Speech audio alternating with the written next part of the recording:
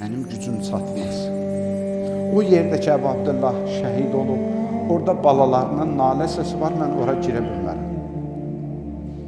Yox, bu cür olmaz sən, o qədər yol gəlmişsən, gedək Əbu Abdullah Hüseyni ziyarət elə. Bu çox dedi ki, mənə dəymir. Vallah, mən özümü tanıyıram, mən o hərəmə çatsam, balalarımın yanına qayıda bilmərəm.